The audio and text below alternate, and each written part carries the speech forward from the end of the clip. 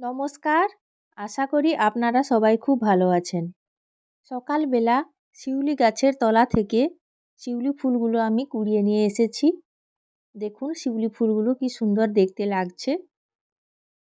এই শিউলি ফুল দিয়েই আজকে আমি একটি সম্পূর্ণ নতুন রান্না আপনাদের সঙ্গে শেয়ার করব। এইভাবে নতুন নতুন রান্নার ভিডিও পেতে আপনারা আমার চ্যানেলটিকে সাবস্ক্রাইব করে পাশে থাকুন।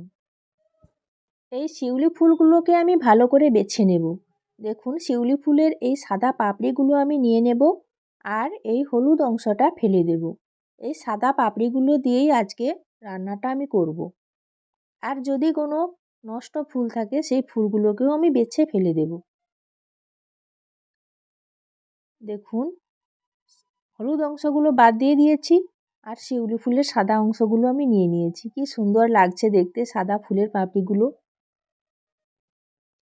এই রান্নার জন্য আমি নিয়েছি মাছের মাথা আর কিছুটা মাছের তেল ছিল। এই মাছের মাথা ও মাছের তেলে লবণ ও হলুদ মাখিয়ে নেব। দিয়ে দিলাম হলুদ গুঁড়ো। এবার দিয়ে দিচ্ছি পরিমাণ মতো লবণ।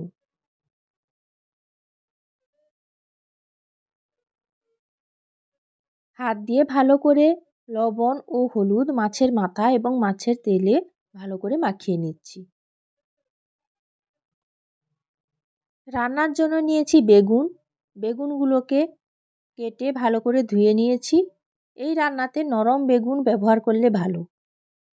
নিয়েছি কিছুটা আলু। আলুগুলোকেও সরু সরু করে কেটে ধুয়ে নিয়েছি। শিউলি ফুলের পাপড়িগুলোকে বারবার পরিষ্কার জল দিয়ে ভালো করে ধুয়ে নিয়েছি। দেখুন দেখতে কি সুন্দর লাগছে শিউলি ফুলের পাপড়িগুলো। এই শিউলি ফুলের পাপড়ি মাছের মাথা ও মাছের তেল আলু ও বেগুন দিয়ে একটি সুস্বাদু রান্না আপনাদের সঙ্গে শেয়ার করব। আপনারা ভিডিওটি শেষ পর্যন্ত দেখতে থাকুন এবং লাইক শেয়ার ও কমেন্ট করে পাশে থাকুন। কড়াইতে তেল দিয়ে দিয়েছি। তেল খুব ভালোভাবে গরম হয়ে গেছে। এবার দিয়ে দিলাম মাছের মাথা। লবণ হলুদ মাখানো মাছের মাথাটা আমি খুব ভালো করে ভেজে নেব। মাছের মাথার একদিক ভাজা হয়ে গেছে, এবার উল্টে দিচ্ছি। এইভাবে উল্টে পাল্টে মাছের মাথা খুব ভালো করে ভেজে নেব। খুন্তি দিয়ে মাছের মাথা থেকে বড় বড় কাঁটাগুলো আমি বেছে ফেলে দিচ্ছি।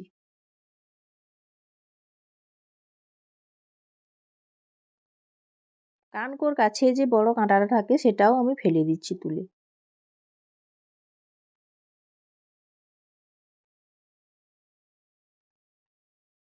আবারও উল্টে দিচ্ছি।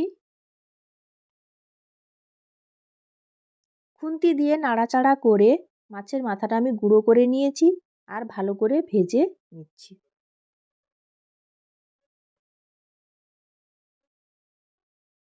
দেখুন মাছের মাথাটা উল্টে পাল্টে খুব ভালো করে ভেজে নিচ্ছি।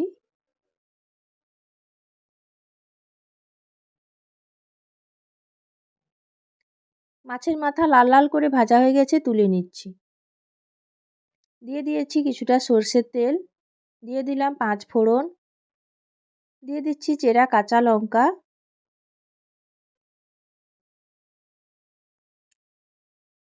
ফোড়ন খুব ভালো করে দেওয়া হয়ে গেছে। এবার দিয়ে দিচ্ছি পেঁয়াজ কুচি। পেঁয়াজ কুচি দিয়ে একটু নাড়াচাড়া করে পেঁয়াজগুলোকে ভাজা ভাজা করে নিচ্ছি।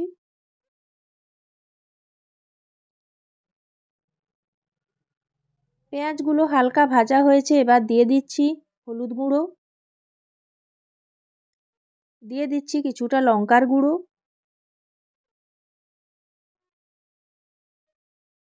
আবারও নাড়াচাড়া করে মশলাটাকে খুব ভালোভাবে কষিয়ে নিচ্ছি।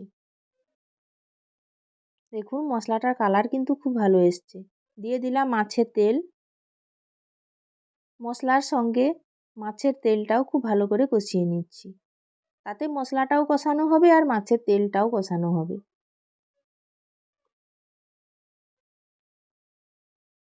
মাছের তেল খুব ভালোভাবে কষানো হয়ে গেছে।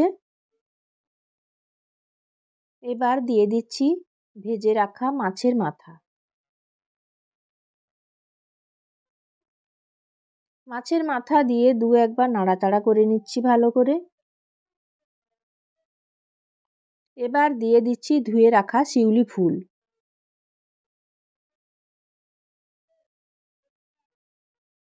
শিউলি ফুল দিয়ে দু একবার নাড়াচাড়া করব, বেশি নাড়াচাড়া করলে আবার ফুলগুলো পুড়ে যেতে পারে। শিউলি ফুল দিয়ে দু একবার নাড়াচাড়া করে এবার দিয়ে দিচ্ছি আলু। আলুগুলোকেও মশলার সঙ্গে খুব ভালোভাবে আমি কষিয়ে নেব। এই রান্নাতে কিন্তু জল খুব কম পরিমাণে ব্যবহার করব। এইভাবে ঢাকা দিয়ে বারবার কষিয়ে কষিয়ে রান্নাটা করব। দেখুন আলুটা খুব ভালোভাবে কষানো হয়ে গেছে। আবারও খুন্তি দিয়ে নেড়েচেড়ে নিচ্ছি। এবার দিয়ে দিচ্ছি কেটে রাখা বেগুন।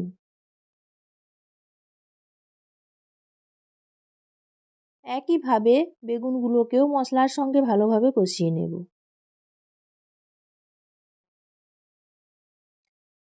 সব কিছু ভালোভাবে মিশিয়ে নিচ্ছি। একটা ঢাকা দিয়ে দিলাম কিছু সময়ের জন্য। কিছু সময় পর ঢাকনা খুলে নিচ্ছি। দেখুন এইভাবে বারবার নাড়াচাড়া করে বেগুন আলু সব কিছু ভালোভাবে কষিয়ে নিচ্ছি। দেখুন সবজি থেকে হালকা জল ছাড়তে শুরু করেছে। যত বারবার নাড়াচাড়া করা হবে আর ভালো করে কষানো হবে রান্নার স্বাদ কিন্তু ভালো হয়। আবারও ঢাকা দিয়ে দিলাম।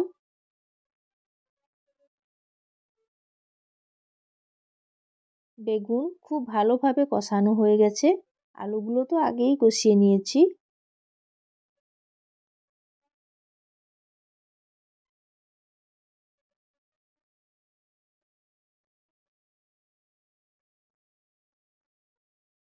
এইভাবে বারবার নাড়াচাড়া করলে কড়াইতে লেগে যাওয়ার সম্ভাবনা থাকে না। এবার দিয়ে দিচ্ছি সর্ষে বাটা। ভালো করে নাড়াচাড়া করে সর্ষে বাটা পুরো তরকারিতে মিশিয়ে নিচ্ছি। এবার দিয়ে দিচ্ছি সামান্য পরিমাণে জল।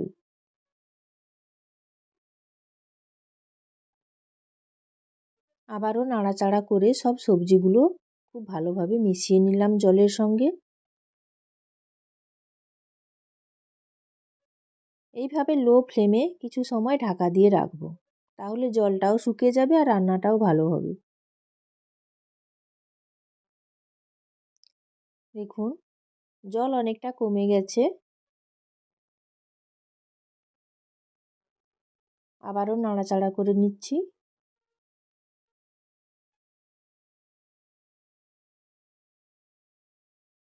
কড়াইতে আমি তরকারিটা খুন্তি দিয়ে মেলিয়ে দিচ্ছি। তাহলে জলটা তাড়াতাড়ি শুকিয়ে যাবে আর রান্নাটাও আমার তাড়াতাড়ি হয়ে যাবে। শিউলি ফুলের এই সুন্দর রান্নাটা আমার প্রায় হয়ে এসেছে। দেখুন জল শুকিয়ে গেছে, তরকারিটাও খুব ভালোভাবে রান্না হয়ে গেছে। এবার আমি তুলে নিচ্ছি তরকারিটা। এইভাবে আপনারা শিউলি ফুল দিয়ে মাছের মাথা বা চিংড়ি মাছ দিয়ে আলু বেগুন দিয়ে তরকারি রান্না করবেন, খেতে কিন্তু খুব ভালো লাগে। এই তরকারিটা আমার খুব প্রিয়। এই তরকারি থাকলে ভাতের সঙ্গে আমার আর কোনো তরকারি লাগে না।